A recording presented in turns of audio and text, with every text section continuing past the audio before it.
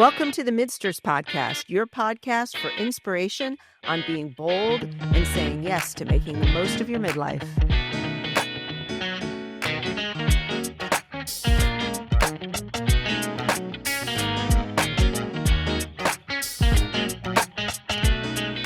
Okay, this is a hard topic for me. So the topic today is basically the shadows of ourselves. So I'm thinking more the pieces that we avoid and maybe we keep tucked away and we hope people don't notice.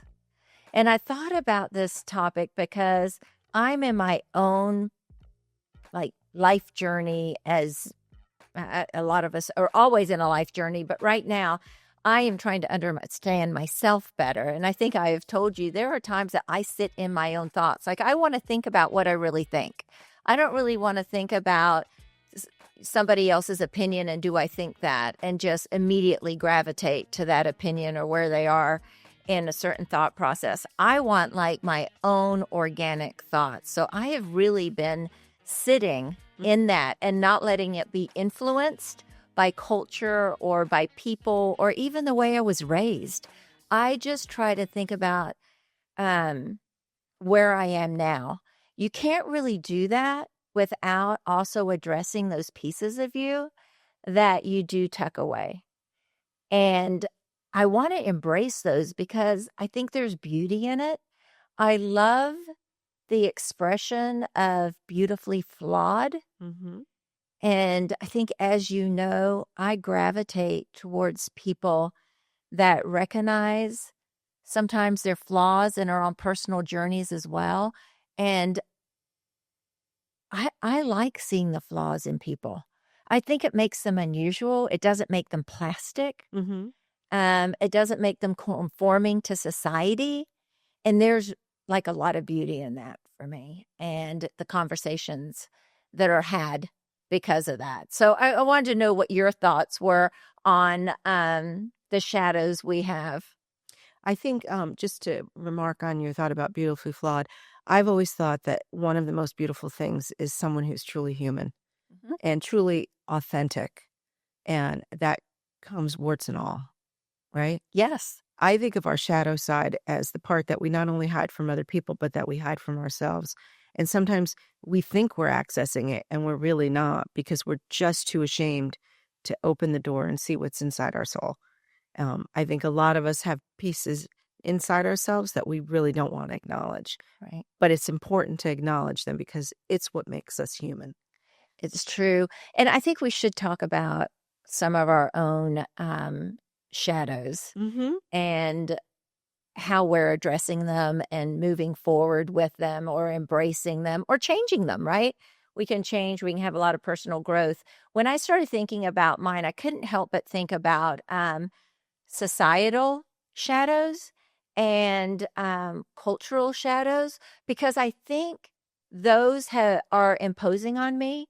And they literally have caused some of my own personal shadows. So explain. Yeah, Describe. so I think there's a couple of societal ones that I think about. And the first one I would think about is the obsession of youth, looking youthful, not allowing us to embrace the fact that we are aging and even the wisdom that comes from it.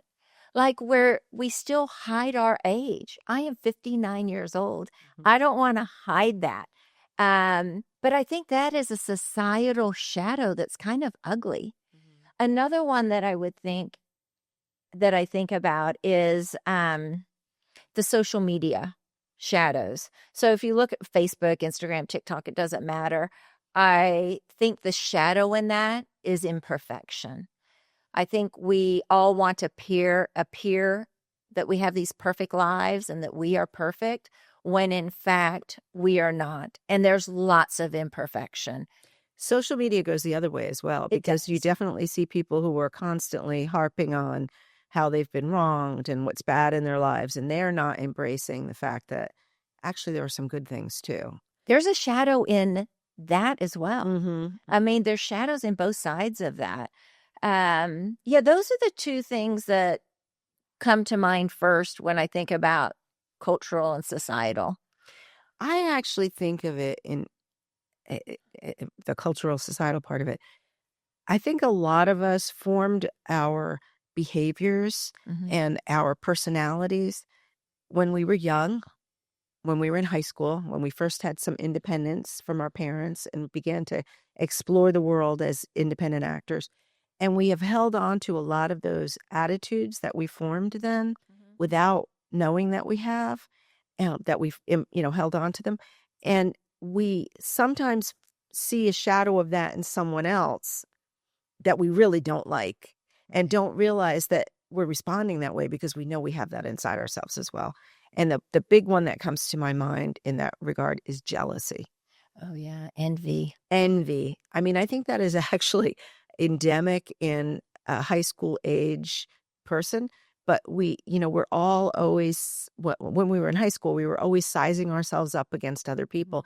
And we have held a little bit of that and carried it forward with us in our lives. And we would say to the public, we're not jealous. I'm not jealous. I'm not a jealous person. I have a jealous bone in my body. Right. And yet we do. Yep. And I think it's important to open that up and look at it. And when something, two things, when something strikes you about another person as, oh my God, she's behaving so high school, what you're really sensing is someone who's behaving in a way that's insecure and envious. Then open that up and take a look at it and say, do I have that in me? How would I respond in that situation? Right. Would I feel the same way? Because it's only by understanding that and embracing it that you can remove it. Right. Well, I think kind of on in that same thread and thinking about high school and the envy and comparisons and so forth, at that age we don't know ourselves. Right. Right? We don't know ourselves. We're not confident. We don't stand in who we are. And I think it's a good opportunity as we grow and as we age to realize that that is a shadow. So for those younger listeners, think about that. I think when we evolve into ourselves and we look at even those shadows and of envy or any shadow that we have, Insecurity. it's an opportunity to grow, but to embrace and to know who we are. So we know that's a shadow. Right. We don't know it 16, right? Right. But I think that it's a great opportunity. Yeah, looking at the shadows, but you're absolutely right. I think we grow out of some of them and some of them we don't. And the ones when people don't grow out of those, they're not spending the time looking at themselves and understanding who they are and tackling that. And it gets in your way. I mean, if you're continuing to operate based on a worldview, a view of your own place in society or in a community in which you are operating, if you don't open that up and realize that you're carrying forward some antiquated notions about who you are and how important you are, what the meaning of your role is in this community, then you're alienating yourself and from other people. Right. And you may not even realize that. Yeah. And, I think it comes up a lot actually with in womanhood, adult womanhood, with kids. Because a lot of women, that competitive feeling, that jealousy, that envy, that feeling of insecurity gets transmuted to their role as parents. They want their kids to be the shining star so that it will reflect back on them. If they could open that up and see that they're operating from their own insecurity, it might allow them to put a little bit of distance between themselves and their kids and let their kids just be their own people. Right. Does that make sense? Yeah, and I actually think that, that is part when we talk about it runs in the family, certain attitudes, the way we've raised our kids, our fears, our control. I think that it is a good opportunity at that time to break that cycle. Yes. And to understand that cycle. I also think that we can acquire shadows later in life that we might not be happy with because of life experiences. And I think about a shadow I'm going to talk about, which is control around the health of others. So I have a real fear of somebody getting sick or putting control and my son will say, I just see you as a big warning sign, a big flashing yellow warning sign when you come. walking to me, you're either going to tell me, don't drink and drive, don't smoke, don't this, don't that. That fear comes from the fact that I just happen to be in an environment around people that aren't well. I have lots of healthy people in my life, but there's a couple, there are people that aren't. And I'm always trying to like suggest different food or suggest exercise or just control their lives so their health can be better. And it is a very uncomfortable place for me and uncomfortable subject to talk about because I know it's about me. They need to live their life. They need to make their decisions. They're adults. And yet I have a hard time letting go of that because of my own fear. One, I don't want to lose them. Mm-hmm. One, I don't want to have to think about trying to fix or help fix somebody. I know that sounds bad because I'm a nurturer, I'm a nurse. I will always be there for people and be their cheerleader and do what I can to help them without enabling. But I find that my control in this area is uh, it's unhealthy. Mm-hmm. It's unhealthy. So that is a shadow that I'm trying to work on. And I have noticed that even some of my closest friends that I love and care for, I try to give advice or for them to maybe not do risk taking things that might be a demise to them. Yeah. Mm-hmm. Yeah, it's uncomfortable, but we're talking about it. So Jumping back to your thought at the beginning about sort of the fear around aging, right? Um, there is, you are right. There is a shadow piece to that, which is I always have to stay young and youthful because deep down inside, I know in a piece of my soul that I don't want to acknowledge that I'm going to die someday. And I really don't want to look at that. right. I don't want to look at the fact that I might become incapacitated, that I might become older or weak. But there is something important and beautiful about embracing that reality, right?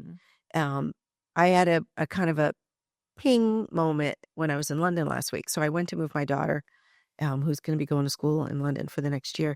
And she had a tremendous amount of luggage. I mean, tremendous. 6 bags, 3 big ones and 3 slightly smaller ones. And we moved out. We stayed in an Airbnb and then we moved her over to the place she's going to be staying, which was a 3rd floor walk up with these heavy, heavy bags. And I was like, okay, I'll take one end, you take the other. And she's like, no, Mommy, you're not lifting these bags. I'm 26 years old. I can lift the bag. I'm like, but that bag's so heavy. You're not going to get up the stairs. You're going to fall. She's like, yeah, and you might fall. And in that moment, like a little light bulb went off. I don't have to keep proving that I'm young and, that I'm the equivalent or equal to a young person in terms of what I'm doing. Not saying that, I'm not going to exercise or lift heavy things. Right. But it's okay to step back and say, you know what, you are 26. Get the bag up the steps yourself. There's something in there about, for me, in that moment, like there was like a light bulb moment about it's okay to say, maybe this isn't the right thing for me to be doing. Right. It's a little dangerous for me. And embracing that I am getting older. Yeah. We're talking about shadows and kind of the pieces that we avoid. This is kind of the flip side of it when I'm thinking about what you had just said about aging and still thinking young. I think there's such a protective piece. Maybe the universe, God, put this protective piece in us, even though we're aging and we get some gray hair, we get some wrinkles, maybe not as strong. In our heart, like I am 20 still. I know. Maybe 29, but I am still young. And so that is a protective piece, I think, against that kind of uglier aging shadow. And, our society does focus on the young and the beauty and not the aging and the wisdom. I think the aging and the wisdom, I hands down, wisdom is way more important than beauty. Gosh, what a gift that is. If only we could have had it years ago, but we don't think about it because society and ourselves, that's what I mean. It's imposing on us. Like, do I like when I look in the mirror and I've got a ton of wrinkles? I don't, but I have to let go of that and realize beauty does come with age and within, right? If we all could accept it a little bit more, it would create a new norm that would be better for everybody. Yeah. Yeah. We've both talked a little bit about at least one of our things that we avoid looking at. Is there anything else? Oh, there's a never ending stream of shadow side things, all those feelings and emotions and mindsets that, I tried not to see. But when I do open them up and become aware of them, I do find that I grow, right? Mhm. I mean, I've said this many times before. I've said it on this podcast. I think the most important thing you can have is self-awareness. Yeah. Self-awareness requires opening up the shadow side. I find it comes up like there will be situations where I just feel I'm in a social situation or a family situation and I feel very uncomfortable and I could feel myself trying to exert some kind of control. And if I step back from that moment and ask myself, what am I really feeling right now? What is driving this feeling of discomfort, this Mhm. feeling that I need to step in and change the dynamic here? I usually can tap into a shadow emotion, Yeah. guilt. Guilt is a huge one. I Right. feel a lot of guilt. Like, if someone calls me and asks for something, I always feel like I have to say yes. Like I'm falling short if I can't deliver, that I have to always be giving. But there's a part of me, the shadow part of me, deeply resents that. Yep. I have that. It's people pleasing It's people pleasing, and not putting boundaries. but the shadow to the people pleasing Mhm. is the resentment. It is. And so sometimes I have to be like, wait a minute, I'm actually feeling like I don't want to do this. Mhm. It's okay. Yeah. It's okay to feel like I don't wanna do it. I don't need to feel guilty about that. Right. I'm gonna end up feeling resentment if I do it, which is another emotion I don't like. So how about just accepting that I gotta say no? And I think that I love what you just said because I'm a people pleaser as well. And actually, that's in my notes. And resentment is part of it. And I mean, that's the big part. And as we've gotten older, we can sit back and realize, why? Like, why am I resentful? And it comes to the fact is I'm saying yes when I should be saying no. Mhm. And I think there's a lot of personal growth in that. And I think we're happier people because of it. There's other pieces like that as well that if we just sit and we listen, this is because by being what you're talking about is knowing that that was going to be the end result is resentment, knowing to put that barrier and change that behavior is the outcome is you're going to be happier. Exactly. And it opens up new things. Perfectionism is another one, another shadow of mine. And I've learned now, and my kids have taught me. I mean, you want to be slapped in the face with knowing you're not perfect? Just talk to your kids about you. They're brutally honest, right? So they've helped me get to the place where, okay, you're not going to attain perfectionism, Marianne. But I will say, if you let that go, the opportunities that open, we're sitting here. If I thought I had to be perfect before I did a podcast or opened my mouth about how I felt about something, I wouldn't be sitting here today. And you and I both had, what the heck? Mhm. We're just doing it. We know nothing about it, but we're just doing it because we would have regret. So I think that that's the side of perfectionism is the regret that you may have. And so I now look at things like you did when you said that the resentment, sometimes look at like the fallout and the feeling, the emotion you're going to have if you don't lean into that shadow. And regret is one from perfectionism. I think that that's across the board for so many people. Yeah, And I absolutely. think talking to your kids about it, and you don't have to be perfect, just do it. And a subset of perfection, I'm not really sure how to describe it. Maybe it's just egotism, but I know that in my professional life, and I wish I had known this earlier. It took me a very long time to get here. You know, I had to be smart to get through college and law school and get the job that I had. Honey, you're smart. Well, but you say that. I leaned heavily into my need to be smart, Mm, which meant that in any exchange, I felt I had to prove how smart I was. And I realized that behind that was a lot of insecurity about whether I really was that smart. Yeah. As I went forward in my professional life, I encountered many people who were far and away smarter than I am. At first, I chafed against that. I have to try harder. I have to learn more.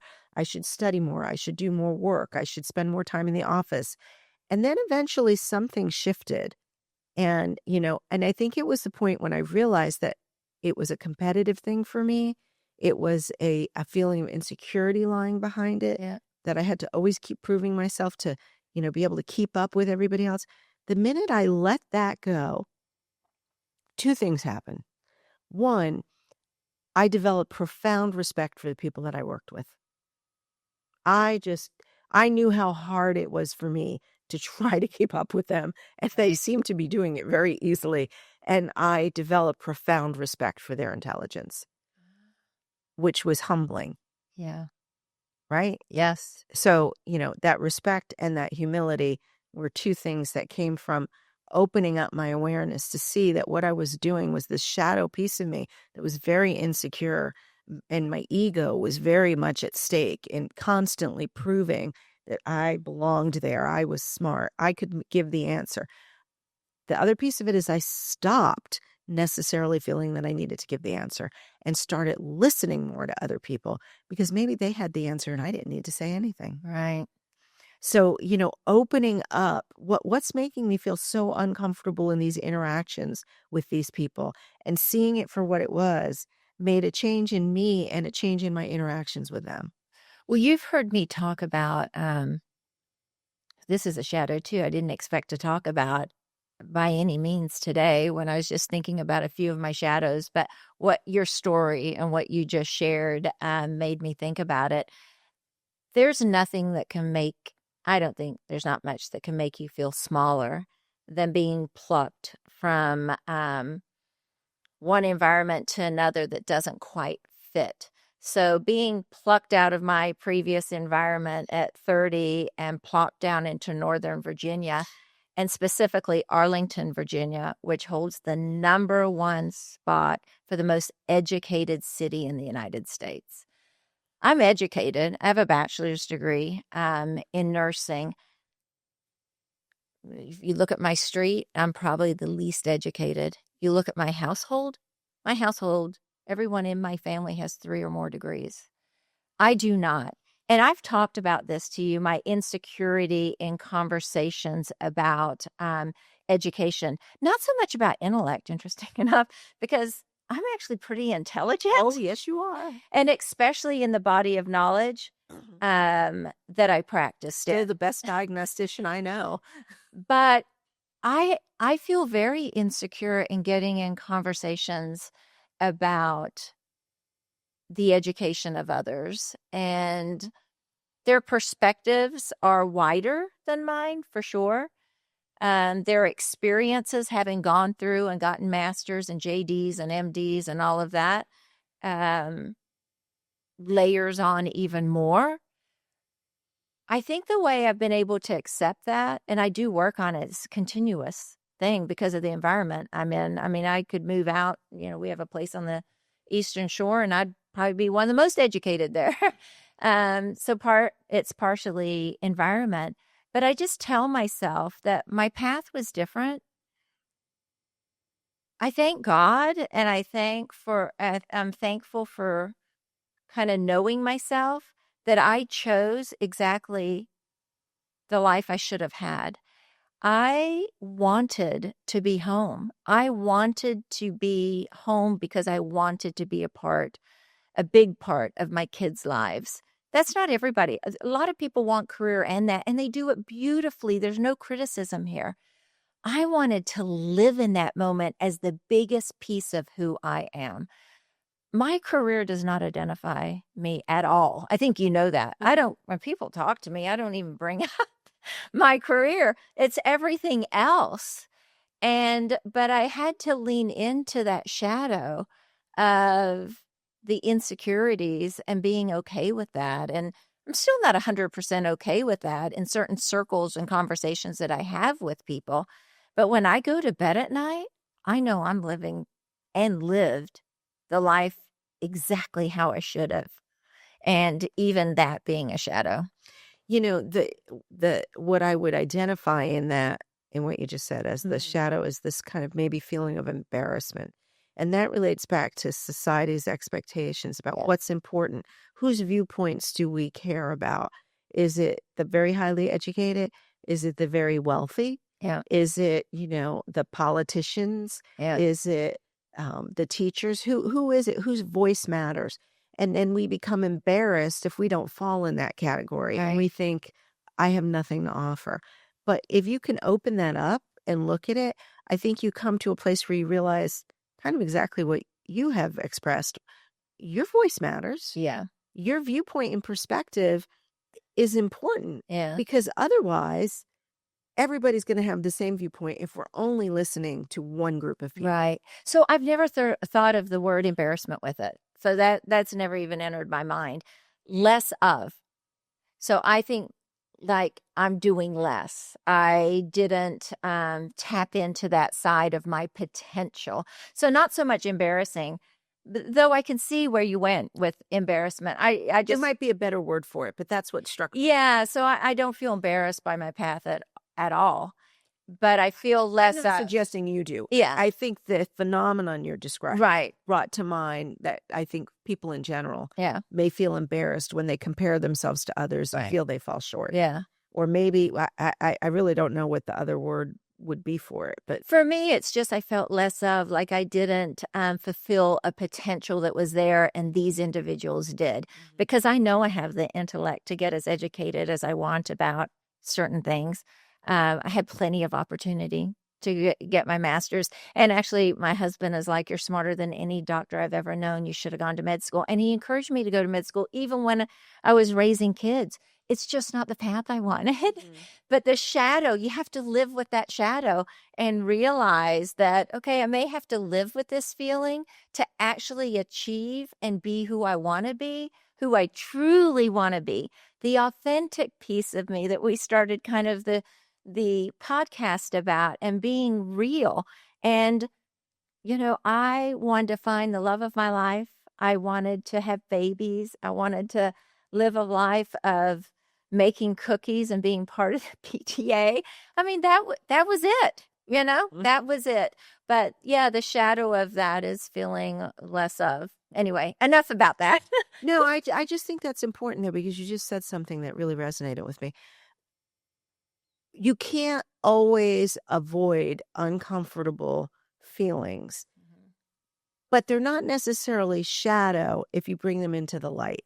So Right. that feeling of less of, the moment you acknowledge, if I make this choice and I take this path, I may feel, in the light of society's gaze, that I'm lacking something that others have, but that's okay with me. I'm going to live with that because I'm choosing this. Right. It's no longer a shadow.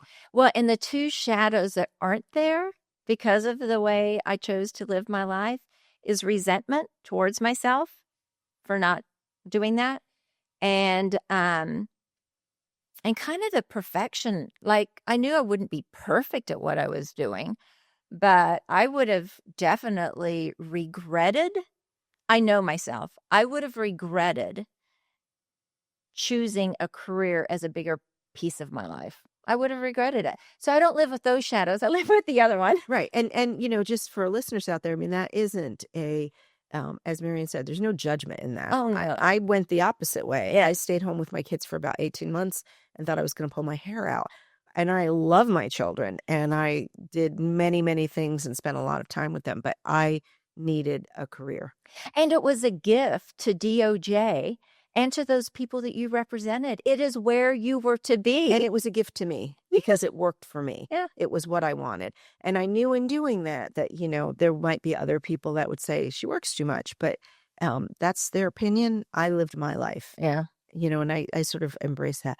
I want to talk about a specific shadow emotion that I think women struggle expressing and acknowledging.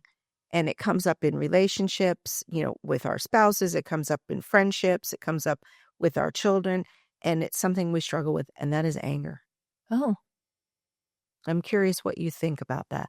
Do you feel like there is a barrier to getting angry with people that you love? God, being completely honest here, I don't I don't really have that emotion of anger much. See, now that, Marianne, I have to say, that means that emotion is deeply, deeply, deeply there. I don't Because think anger so. is a natural emotion. It is. And do I get angry, when my kids don't listen and so I've lost control? But I think of anger as, and I shouldn't, of violence because it's not really violent, No, that's the problem. but We associate it with violence. yeah, but angry, I would say I feel more loss of control, and unhinged that way more than anger. Like I'm not a yeller. And I don't think it's something I'm hiding at all. I think it's just, I don't have a lot of that ingredient. I have other things.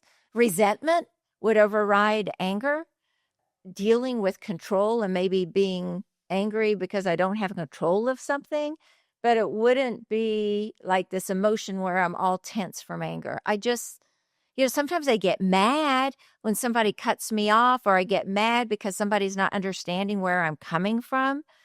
There have been, with my whole parent situation and all this sibling stuff with that, would be the closest probably that I felt anger, is because somebody might have a different perspective than I do and maybe treat me less of, or take away some control. That would be the closest to anger. But yeah, I have to disagree with the fact that I hide it, or that it's a buried emotion. I think it just comes out differently. Yes, we all have anger. We all get mad. I just, it's all a spectrum. When my kids were little, and I apologize, I'm not trying to project my process. Yeah. Just probing. No, yeah. Okay. Um, That's fair. That's yeah. why we're here. yeah, yeah. When my kids were little and they did something that angered me, Uh-huh. made me feel mad, I would always say, I was very careful not to say, I'm mad at you or I'm angry with you, Yeah. because I felt that there was something wrong in that. That Mhm. saying I'm angry was the wrong thing. It was destructive to them in some kind of way. So I would always say, I'm really disappointed in you right now. And I really wish that I hadn't done that. I wish I had just said what I was feeling. I'm really pissed off. You just did something really bad, and it makes me mad, because anger is a legitimate emotion. It is. But I think for women, we often feel like we can't feel anger. We can't say we're angry. We have to express it as a more acceptable emotion, like I'm disappointed in you. Right. Because otherwise it's so aggressive. It's so in the male realm, and that's not our realm. Right. Well, when you say it like that, I mean, yeah, I get mad, but I do, in my head, I think of anger as like fire. Like you're mad, I'm not so much that, but I mean, yes, I get disappointed and all those things, but I think you're right about women not wanting to show that more aggressive side, that fire and unacceptableness of a feeling that enrages them, um, somehow, right? And yet men have no trouble expressing that. Oh no, yeah. And that's why I think it's kind of we've been forced as women to sort of sublimate that emotion, Mhm. push it down, replace it with something else. And I think it would be helpful to actually be able to say, I'm really angry with you. Right. You don't have to accompany it with histrionics or with physical violence, but it's a legitimate emotion to say, you just made me mad. I will say, in listening to you talk about that, and I think society, and we were talking about societal impressions and shadows. There's a term that's used a lot when somebody does, like, have a, blow up. And I don't think it is fair. Listening to you, I mean, I do think all of these are a spectrum, but the phrase I'm going to use is emotional irregularity. So that is thrown out a lot and tagged on people that might go from 1 to 10. They get angry and they explode, but that is their makeup. That is a flaw, but I've even accepted those flaws in people. as well. So I think emotional irregularity is used a lot in the schools because I think the expectation for children is to be able to regulate their emotions and conform and sit in their chairs and not be outliers even in the emotional realm. And yes, we have to learn to regulate our emotions. I get that. But I also see what you're saying, and especially in females, like males are kind of given a pass. You expect them to um, blow their stack. Is that what the expression is? Something like that. And maybe not females as much. So I think we should be careful when we talk also about emotional irregularity because that might just be their makeup and that may be that person's shadow and they should be able to express themselves and especially when it's without harm, Mhm. right? Mhm. I mean, they're blowing up, yeah, but they're not harming anyone. Right. There's a Or difference between voicing the yeah. emotion and then how you express it. Mhm. And, certain expressions of strong emotions probably should be avoided. Yeah. But that doesn't mean you have to rename it or relabel it or call it something other than what it really is. It's Because then you're denying a piece of yourself yeah. that you should be allowed to own. Yeah. One other shadow and a societal shadow, and we probably all fit into this in some aspect very differently, but is materialism. And I think about materialism and people like materialistic that really they're denying their hunger for spirituality. Mm. I think that there's other ways to fill that void besides material things. And I think it is societal from top down, but it does trickle into all of our lives. And again, talking about older people and wisdom, and they seem to have zen and understanding and peace in their lives. They have let go of materialism. Collecting things is not important to them. Yeah. Spiritual hunger is, and they've got it right. I absolutely agree with you. I think the older you get, the more aware you become that things are just things. And that, if you're really looking for fulfillment, it has to be more about purpose. Yeah. Well, this has been a good topic. Yeah, it's been great. Been a little hot, maybe not angry, but anyway, it's been great. Yeah, it's been great talking to you about this. Let's see if Elizabeth has any thoughts. Sure. If you were to photograph your shadow self the way you capture the world when you travel, what image would it reveal? And if that image could speak, what truth would it tell you that you might not want to hear? A few years ago, we both went to Monhegan Island in Maine, and we had lunch at a little outdoor bar. And there was a mirror, like this faceted mirror on the side of this food cart that was parked there. Do you remember that? Yeah, And we were all sitting there taking pictures of it ourselves. was fun. It was a lot of fun. But, you got this fractured picture of yourself because like the mirrors were like little octagons that were all connected to each other. That's what my shadow side would look like. Multiple images of me connected but disconnected. Because that's kind of how I see the pieces of ourselves that we try to hide. There's so many of them. They fit into the whole, but they also sort of are sort of separate from the whole. Um, I think if it could speak, it would say to me, just accept all of this. This is one complete image. I would see myself sitting, squatting down, taking a photo, looking through a lens, trying to understand the emotion of what I'm seeing on the other side of that lens. The shadow self of that would be I need to spend more time being introspective and looking through a lens in the opposite direction of myself. Do you think the shadow self is born from what society teaches us to hide or from what we fear to admit to ourselves? I think it's what we fear to admit to ourselves. Society has definitely a role in that, and that's what we've been talking about. It creates expectations for who you're ideally supposed to be. So you then need to hide the non-ideal parts of yourself. But I also think some emotions just innately are a lot for any human being to handle, unless you're a sociopath, in which case you have no emotions. But you tend to suppress the parts of yourselves that don't present an ideal image to the world. I think it's the fear that we don't want to admit to ourselves. I do think that society spotlights areas and makes us realize those shadows that we don't want to think about in general. I think there are some emotions that feel so overwhelming that we're afraid will be over, consumed by them. And so we try to keep those emotions at bay. And one way of doing that is to deny they exist. Another way of doing it is to rename them, like I was saying earlier about, I'm so disappointed in you, instead of I'm angry, to something that's a little easier to maintain. And that's a self-protective part of the soul. The reality is we're bigger than our emotions, and we don't really understand that.